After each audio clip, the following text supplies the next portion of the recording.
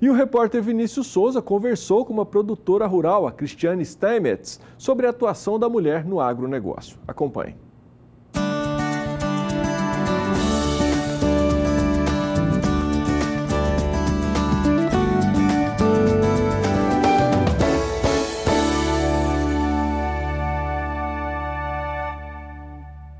Março é conhecido como o mês das mulheres e no agronegócio elas também vêm obtendo grande destaque. Hoje eu converso com Cristiane, uma produtora de sucesso do estado do Goiás. Cris, muito obrigado pela sua participação. A primeira pergunta que eu quero saber é como que a sua história com o agronegócio começou? Oi, Vinícius, obrigada. Eu que tenho que agradecer pela oportunidade de estar aqui. Bom, eu nasci no agro, né? Eu fui criada até os 15 anos, literalmente morei na fazenda com os meus pais até meus 15 anos de idade. Meus pais, meus avós vieram do sul, mas sempre a atividade principal sempre foi a agricultura. Agora, Cris, você se formou em Direito, mas depois de um certo tempo voltou aí para o agronegócio. Como que aconteceu? Como que foi esse período para você? Então, há um tempo atrás, as pessoas falavam, os pais, né, incentivavam a gente assim, sai para estudar para você não ter que passar tanta dificuldade, porque, de fato, eles vivenciaram muitas dificuldades quando eles vieram. Então, a orientação era estuda para você ter uma vida melhor. Hoje é o contrário, né? Hoje o pessoal está falando estuda para você voltar para cá. Então, eu fui fazer o curso de Direito, porque eu sempre gostei muito de humanas e fui embora estudar em Goiânia, na capital. E aí você falou assim, estuda para voltar para o agro. E aí você foi estudar, fez um curso técnico em agropecuária e dentro desse curso surgiu o Mulheres do Agro. Conta pra gente um pouquinho desse projeto. Isso, Mulheres do Agro surgiu no período que a gente estava finalizando o nosso curso de técnico em agronegócios, eu e minha irmã. A gente se deslocava 200 quilômetros para poder estudar.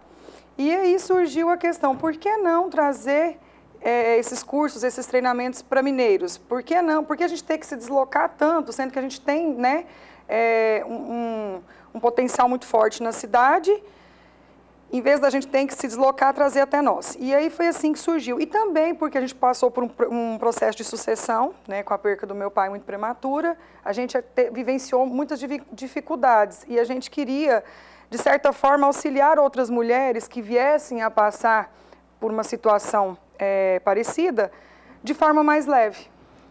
Agora, essa representatividade da mulher dentro do agronegócio, para você que representa um grupo tão importante como esse, o que significa?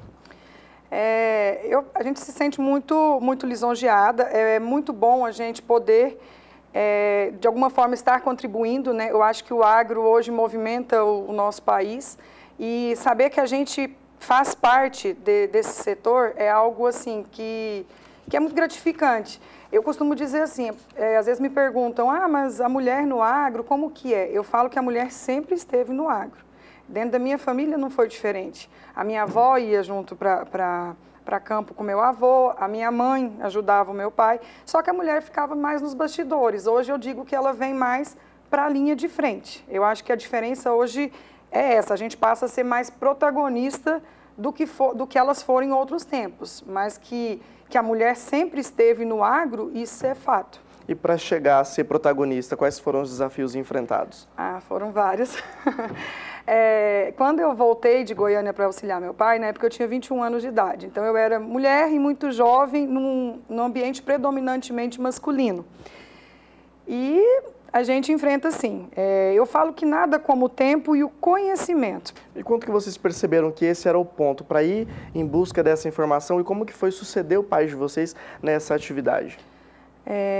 Eu acho que mais do que passada da hora das pessoas começarem a entender que a gente não precisa aguardar uma tragédia, você não precisa perder um pai, perder um marido, a mulher não precisa, o filho, né, qualquer filho, não precisa esperar isso acontecer para se colocar a par dos negócios, principalmente nós estamos falando no caso de empresas familiares, né, que o agro tem muito isso, mas serve para qualquer empresa familiar. Então, eu acho que a gente pode antecipar algumas coisas. Formam-se hoje muitos herdeiros e poucos sucessores. Então, eu acho que eu falo que eu vivi uma situação meio... Eu vivi uma meia sucessão durante esses 10 anos, mas eu tinha o meu pai ao meu lado, então, assim, foi menos traumático do que talvez para outras pessoas que não têm essa chance.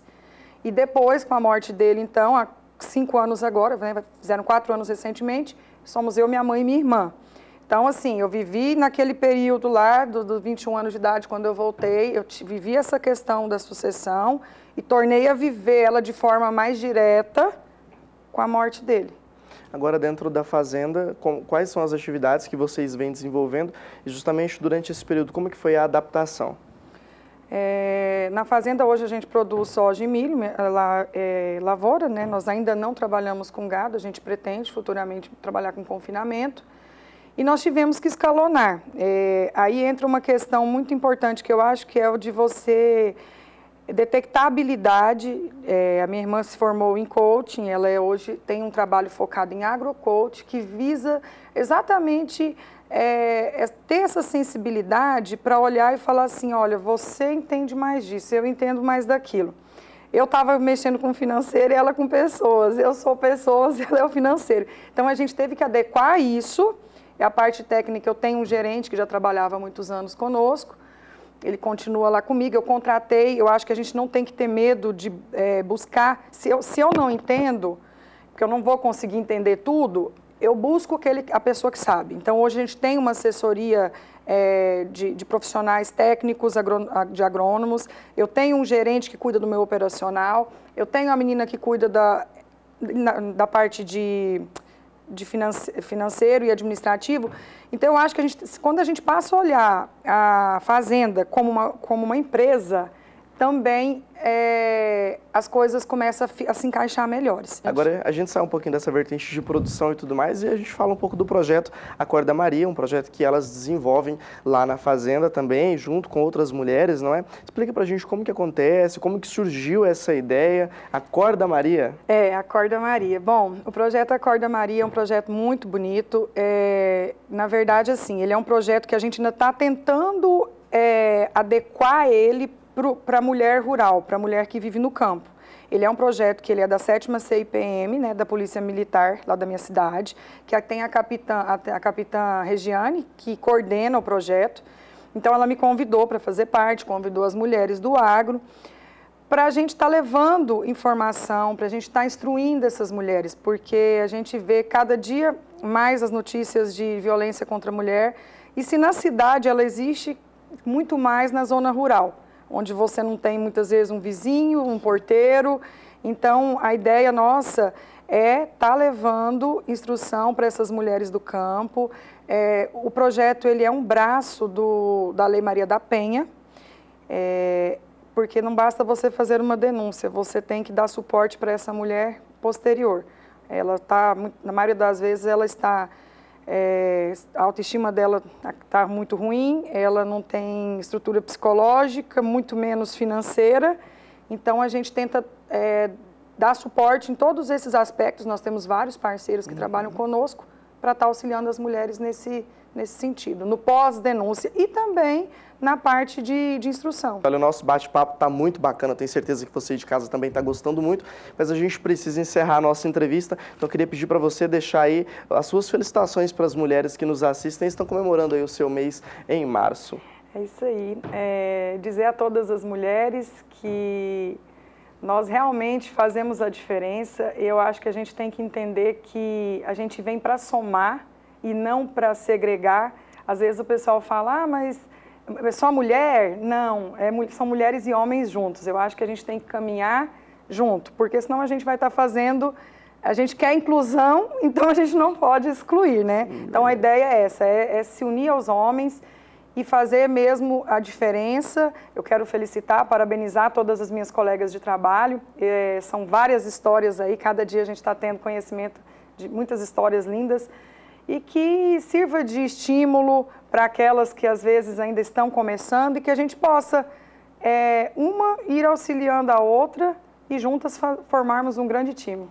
Tá certo, então muito obrigado pela sua participação, volte mais vezes, viu? Obrigada. E para você que acompanha a nossa programação, essa entrevista pode ser revista quando você acessa o portal sba1.com. É com você aí no estúdio.